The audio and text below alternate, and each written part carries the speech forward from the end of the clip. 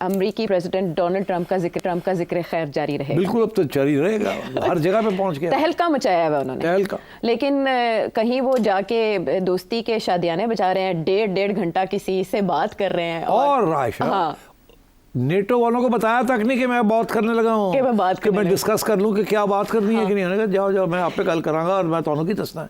उनको लूप में लिया ही नहीं। यूक्रेनियन प्रेसिडेंट को बताया, पागल हो गए। उन्होंने कहा यार ये करता जो कि रूस से, वो हम समझ रहे रूस नेटो इन्वेड करने लगा यूरोप को, और वो ग्रेट एक्सपेंशनिस्ट, और ये जाके रूस के साथ अलग बातें पींगे बढ़ा रहे हैं। अच्छा, उधर 1.5 घंटा बात की और उसके बाद यूक्रेनियन प्रेसिडेंट ने 10 मिनट में बता दिया कि हमने उधर ये बात की है। और उसके बाद जो जाके इन्होंने उधर नेटो के साथ किया, जिसके बाद यूरोपीय लीडर्स बड़े खौफ हैं। हाँ, वो सेक्रेटरी साहब चले गए ना, डिफेंस सेक्रेटरी हेग्सेप।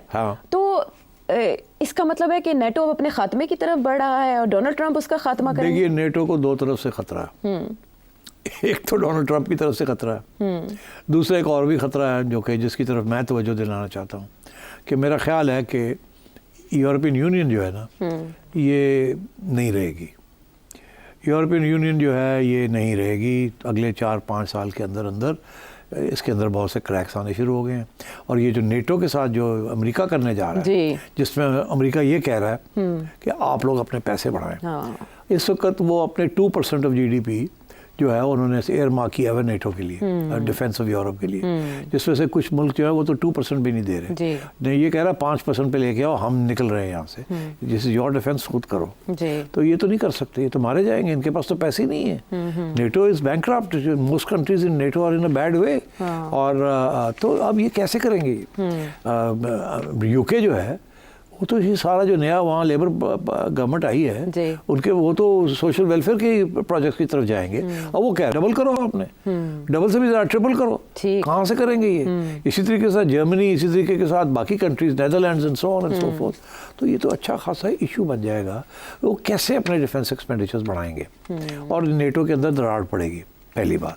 दूसरी ये कि उसने ये कह दिया कि मैं रूस के साथ मुकबका करने जा रहा हूँ। और मुकबका तो सब चाहते हैं हो जाए, अमन आ जाए, मगर नेटो की अभी तक पॉलिसी रही है यूरोपियन की कि वो यूक्रेन को नेटो का मेंबर बनाना है ताकि रूस के बॉर्डर के ऊपर नेटो आ जाए। इसने कहा जी ऑफ द टेबल नेटो का मेंबर यूक्रेन बन ही नहीं सकता। ताकि रशिया को जो इस वक्त थ्रेट है वो दूर हो जाए।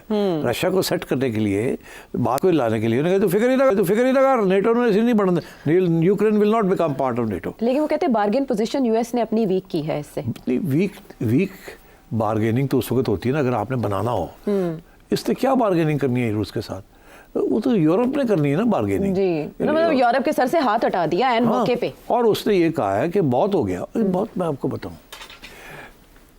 इस वक्त रूस जो है लार्ज एरिया ऑफ यूक्रेन लेके बैठा हुआ है, और ऑक्यूपाई किया हुआ है। और डोनाल्ड ट्रंप ने कहा कि बस इसने जो ऑक्यूपाई कर लिया ये रख ले। 2014 से पहले वाली पोजीशन पे आप नहीं जा सकते, अल्लाह हाफिज, बस इत्थे ही है। हाँ जी, 2014 जड़े इलाके ले सन, हाँ जी, और रूस कर दे पार्ट ऑफ रशिया। आप यूक्रेन पीछे हटो, खत्म। और अगर अमेरिका सप्लाईज बंद कर देता है तो यूक्रेन गया। सप्लाईज भी बंद करने का ऐलान कि ट्रूप्स भी नहीं भेजेंगे हम, और नेटो दे नहीं सकता क्योंकि नेटो सारा अमेरिका ही है, ना फौज ना पैसा ना हथियार। तो अब वो यूक्रेन वाले तो है, by the way this is बड़ी स्ट्रॉन्ग स्टैंडिंग आर्मी है यूक्रेन की। It is one of the finest आर्मीज in Europe. अब वो आर्मी को अगर आपको उसके हथियार बंद हो गए, उसकी रोटी पानी बंद हो गया तो वो तो फारग है। जो बाइडेन यही तो कर रहे थे कि वो स्ट्रेंथ दे रहे थे, ना यूरोपियंस को, फंड्स दे रहे थे, इससे तो बंद कर दिया। तो अब ये एक तो उसने ये कह दिया कि जी नेटो का हिस्सा नहीं बनेगा वो जी, ठीक, और वेपन्स भी नहीं और ट्रूप्स भी नहीं, अमेरिकन ना वेपन्स देंगे ना ट्रूप्स देंगे। और जो शेयर होगा अमेरिकन पार्टिसिपेशन का वो फेयर होगा। और हाँ, मतलब है कि फेयर से मतलब ये है कि जितना आप देंगे उतना हम देंगे। आप बढ़ाएं अपना, तो हम तो बहुत दे रहे हैं, हम कम करेंगे, आप बढ़ाएं। अगर आप 2% दे रहे हैं तो हम भी, अगर आप 10 बिलियन दे रहे हैं या 20 बिलियन दे रहे हैं या 100 बिलियन दे रहे हैं, हम भी होते हैं। तो ऐसे it is going to create havoc NATO के अंदर and between the NATO countries. इसलिए मैं समझता हूँ कि डोनाल्ड ट्रंप ने शेकअप कर दिया। और अगर कुछ चीज़ रह गई थी जी, अगर कोई चीज़ रह गई थी, अब उसने जो नया अनाउंसमेंट कर दी कि कहता है ये तो मैं शुरू कर रहा हूँ, जंग बंद कर रहा हूँ वहाँ यूक्रेन के, रूस को दे रहा हूँ जो वो मांग रहा है, ठीक है, मैं डील कर रहा हूँ, नेटो रहेगा और आप लोग चलाएं उसको, नहीं तो ना सही, अपनी जिम्मेदारी खुद ले। अमेरिका आपका ठेका और मैं आपको गारंटी देता हूँ कि रूस जो है आगे नहीं आएगा, उसको जो चाहिए हम दे रहे हैं, खत्म हुई बात। ठीक। अच्छा, दूसरी, क्योंकि देखिए परसेप्शन में फ़र्क है। अमेरिका की परसेप्शन ये है कि रूस जो है वो ग्रेटर रशिया नहीं बनाना चाहता, वो सिर्फ उसे डर है कि ये नेटो शेटो जो है ना, ये मिल के रूस के ऊपर ना कुछ प्रेशर पड़ जाए, तो वो अपने आप को प्रोटेक्शन के लिए उसने ये सारी एरिया जो है यूक्रेन का लिया है, क्योंकि वो नहीं चाहता कि नेटो मेंबर आ जाए उसके बॉर्डर के ऊपर। यूरोपियंस, ये फ़लसफ़ा यूरोपियंस का, जो आजकल के यूरोपियंस हैं, उनका फ़लसफ़ा ये है कि रूस जो है वो 18 के ज़माने से एक्सपेंशनिस्ट है, और अभी भी प्यूटिन भी वही किस्म की एक्सपेंशनिस्ट पॉलिसीज़ है।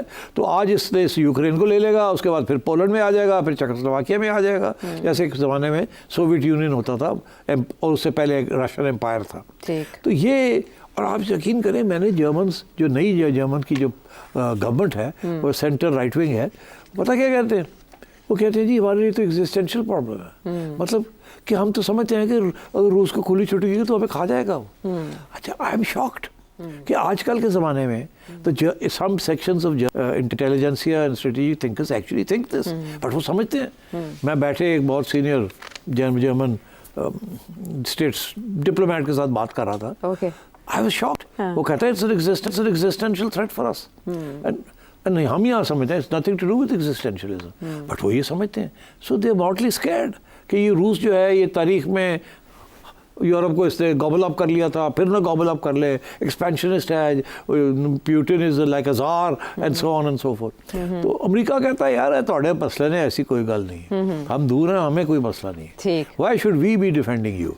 ठीक है, क्योंकि अमेरिकन इकोनॉमी जो है ना ज़्यादा पैसे इन्हीं चीज़ों के ऊपर खर्च कर रही है, और वो कह रहा है we need to spend this money at home and so on. तो अब यूरोप से ज़्यादा एशिया सेंट्रिक पॉलिसी अमेरिका की हो रही है इसके बाद, तो यूरोप पुशबैक करने की पोजीशन में है। इतनी एशिया सेंट्रिक से मुराद है चाइना सेंट्रिक। एक तो वो चाहता है चाइना रशिया का जो अलायंस है ना उसको कमज़ोर करे, वो इसलिए ताकि this is why he wants to have a special relationship with Putin, क्योंकि इस वक्त China Russia very close.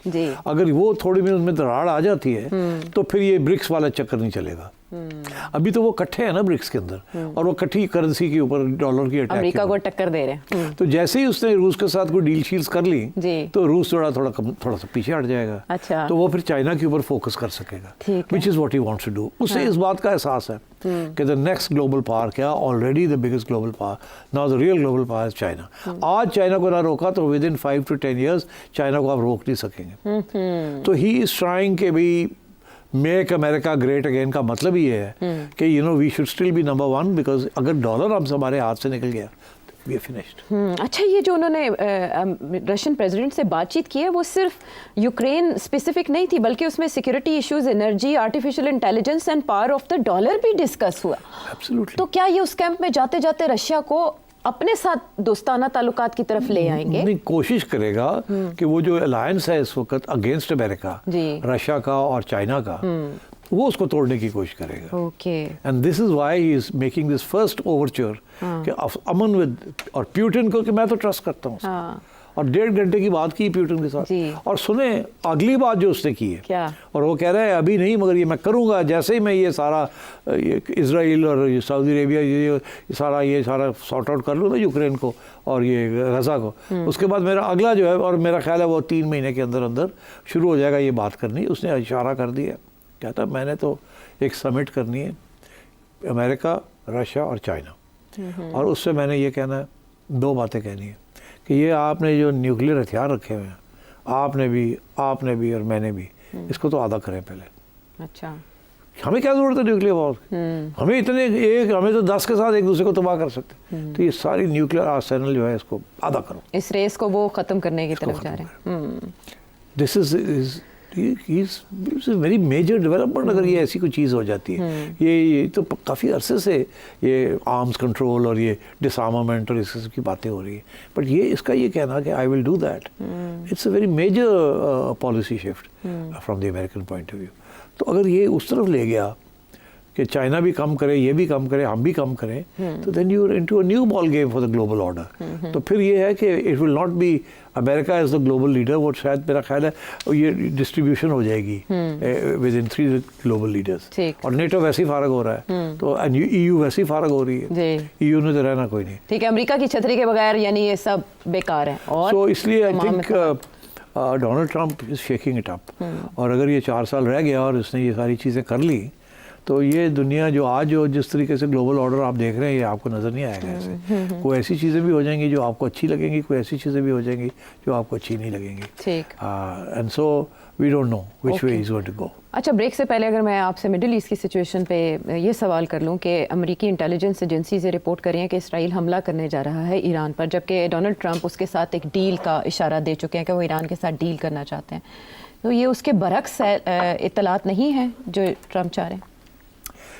Israel बहुत बड़ा प्रेशर ग्रुप है ऑन अमेरिका, और इस वक्त जो कि इसीलिए सबसे पहले नेतन्याहू साहब गए वहाँ और खुश वापस आए, और जो गज़ा का जो प्लान बना दिया इन्होंने, जिसके ऊपर ग्लोबल ऑपोजिशन है। ठीक,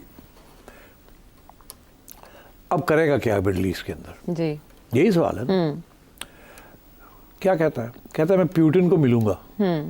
कहाँ मिलेगा? अच्छा, सऊदी अरेबिया की सरजमीन पे। सऊदी अरेबिया के खाते आ गया। हाँ। भाई आपने मिलना है तो किसी और जगह पे मिले, कोई न्यूट्रल कंट्री में जाके आप मिले। सऊदी अरेबिया तो अमेरिकन एलाई है जी, और मेरा ख्याल है प्यूटिन मान जाएगा। लाइकलीहुड इज, ये कहता है मैं वहाँ मिलूंगा, और मेरा ख्याल है MBS तो बड़ा खुश होगा कि अभी आ गया है, अच्छे साढ़े को करेंगे। हाँ, इम्पैक्ट आएगा, बड़ा बहुत बड़ी चीज़ है यार। समिट हो रही है सऊदी अरेबिया के अंदर। So I think Donald Trump is playing a very interesting game. I don't know how far he'll succeed, but मैं ये भी कह दूँ कि ना चाइना ना रशिया इसकी गेम जो है उसको ऐसे नहीं कि जो कहता है वो मान लेंगे। They are not going to be pushovers. उनको भी पता है इसके पीछे चालें क्या है क्या नहीं, उसका कहाँ नुकसान है, उनका क्या फ़ायदा है। तो जिस स्पीड पे ये चलना चाह रहा है ना, वो इस स्पीड पे उसको चलना ही नहीं देंगे। अच्छा, That's the first remark that I can make. दूसरा ये है कि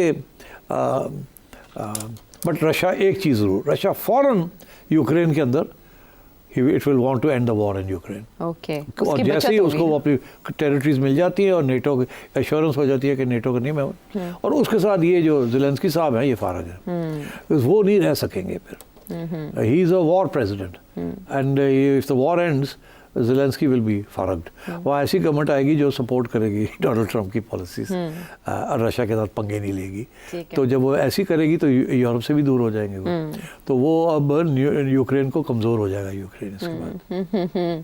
दुनिया को किस तरह से शेप अप करेंगी डोनाल्ड ट्रंप की पॉलिसीज, ये तो वक्त बताए। आर्ट ऑफ द डील फिलहाल हम सीख रहे हैं डोनाल्ड ट्रंप से। वापस आते हैं ब्रेक के बाद। Back to the show. Viewers के क्वेश्चंस की तरफ जाने से पहले ईरान से मुंसलिक जो सवाल आपके सामने रखा था जी। ईरान जो है ना, उसको पता है कि Donald Trump is turning his attention as soon as this Ukraine thing, Iran की तरफ वो आएगा, वो आ गया ऑलरेडी।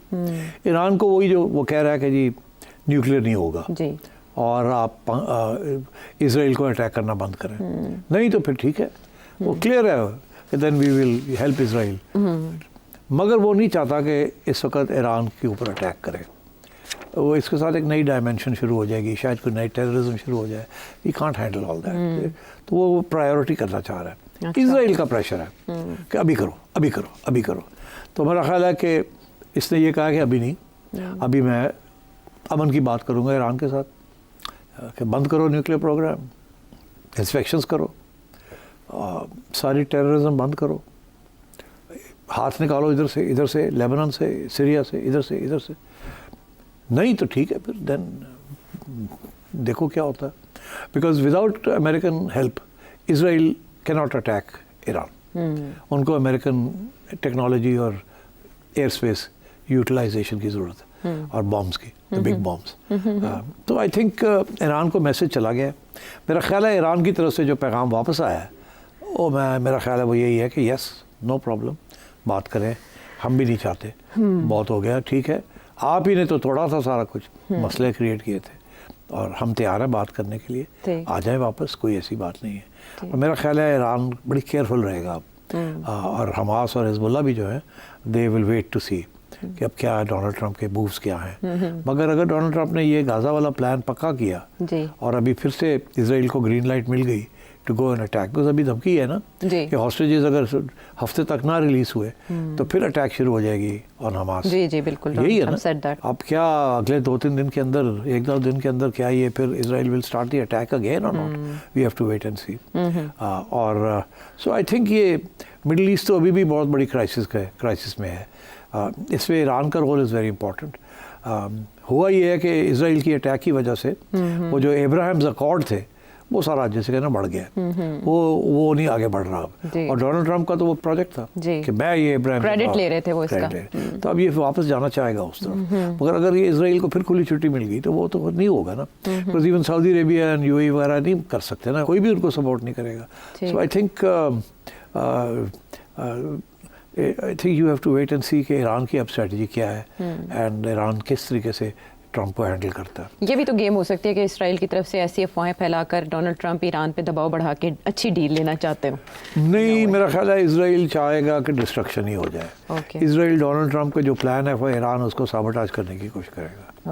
इजराइल ने ये इतना लंबा चौड़ा जो ड्रामा किया है ना, जेनोसाइड की है, ये एम नहीं की, इसको परमानेंट करना चाह रहा है ग्रेटर इजराइल। ये नहीं कि जी अब मुकमुका करके रिट्रीट टू प्रीवियस स्टेटस को एंटी, ये नहीं करेगा वो। ठीक है, अब वो नहीं, जो उसने जो कर दिया है इसको रिटर्न नहीं होने देगा वो। विन विन ही है फॉर देम। और अगर ये सऊदी अरेबिया और बाकी दुनिया के ममालिक उसकी बात नहीं मानेंगे तो Israel will remain very defiant and aggressive. और अगर इधर से फिर कुछ रेजिस्टेंस लॉन्च होती है फ्रॉम ईरान और फ्रॉम अदर प्लेसेस तो Israel and America will again इकट्ठे हो जाएंगे and then they will again wreak havoc. Power बड़ी इस वक्त Middle East is like a powder keg. Uncertain सी सिचुएशन है और इसको कंट्रोल कौन से फैक्टर्स करें